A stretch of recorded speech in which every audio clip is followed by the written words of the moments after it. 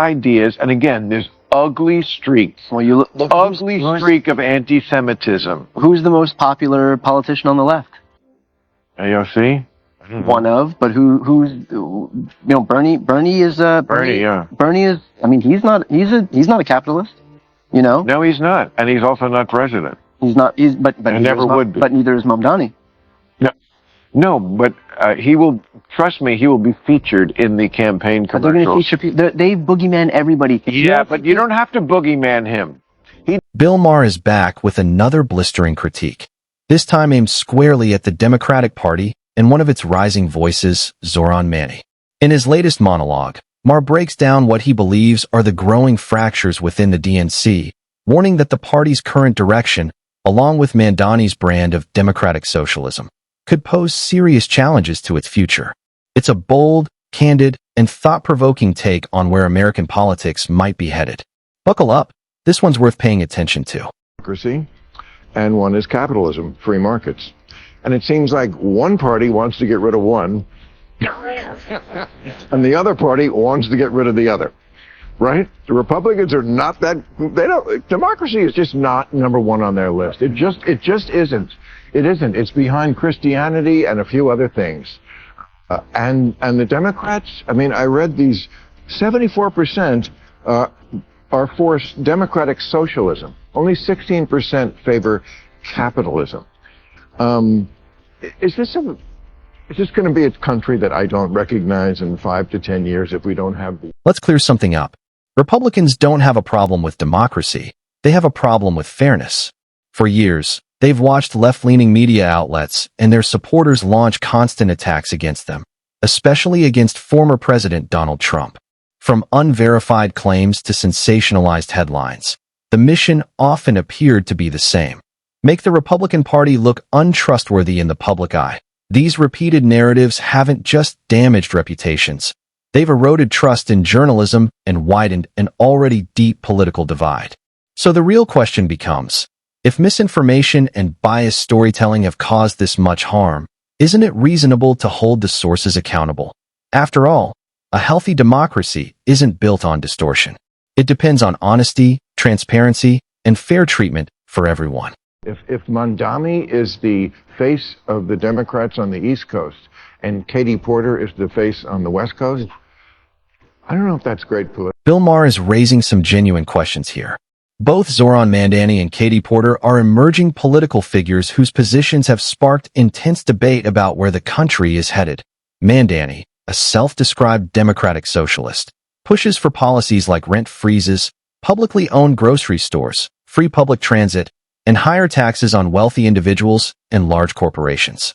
To many, his ideas seem rooted in fairness and social support, but they also point toward a far more government-controlled economy. Porter, meanwhile, supports allowing transgender women, individuals born male who identify as female, to compete in women's sports, framing her stance around inclusion and equality that on the surface, both leaders present themselves as advocates of progress and fairness.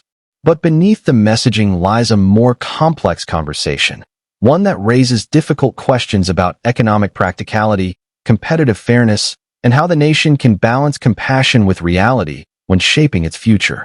Is New York. It's definitely it's the media capital, the financial capital.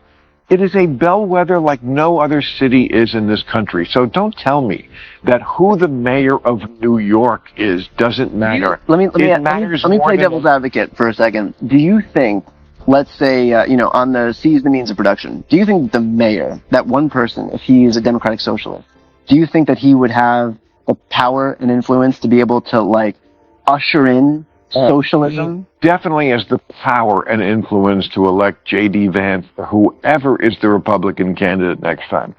It is a walking commercial for the Republican Party. I think the Republicans are going to... When you let the Democrats, socialists, and now they're actually calling themselves socialists, when you let them take over a major American city, this is what you get. The state-run grocery stores, which worked so well in Cuba and the Soviet Union and Venezuela. Did you catch what Maher said right at the start? He warned that electing Zoran Mamdani could essentially hand the presidency to J.D. Vance, or whoever the GOP nominates. And honestly, he has a point. Many voters are wary of policies that swing too close to socialism. and they're not willing to gamble with real-world consequences. America's political pendulum moves quickly. When one side veers too far left, the other side gains strength. Maher's argument is straightforward. If Democrats rally behind figures like Mandani, whose platform leans heavily socialist, they risk pushing away the moderate and independent voters who ultimately decide elections. In that scenario, the 2028 race could become an easy win for the GOP. Mandani's rise isn't just a New York story. It's a warning signal for the Democratic Party nationwide. Streak of anti-Semitism. Who's the most popular politician on the left? AOC? One of, but who's Bernie? Bernie is Bernie, yeah. Bernie is. I mean, he's not a capitalist. No, he's not, and he's also not president. He's not. But he never would be. But neither is Mamdani. Yeah. No, but he will. Trust me, he will be featured in the campaign commercials. They're going to feature people. They boogeyman everybody. Yeah, but you don't have to boogeyman him. Exactly. Mandani often becomes his own biggest obstacle. His vision of a socialist-style system may sound appealing in theory, promising fairness, equality, and broad government support.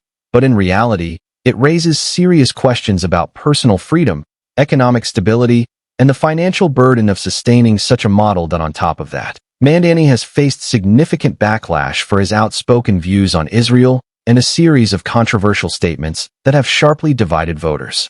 While these positions may energize a small core of supporters, they end up alienating a much larger group of Americans who see them as extreme or out of touch. In today's political climate, perception is everything. And for many, Mandani's ideas come across as too radical, too risky, and too disconnected from real-world governance. Because of this, his chances of gaining broad national support remain slim at best. But regardless, Nancy Pelosi, Hillary Clinton, Gavin Newsom, Yeah, but they make I know, but it has. I think it was Just have more weight when it's real. I mean, when you can really. What's interesting is that the very figures this liberal claims are being unfairly targeted by conservatives have, in many cases, damaged their own reputations without any outside help. Take Gavin Newsom, for example. His downfall didn't stem from a right-wing smear campaign. It came from his own leadership failures during the devastating Palisades wildfires.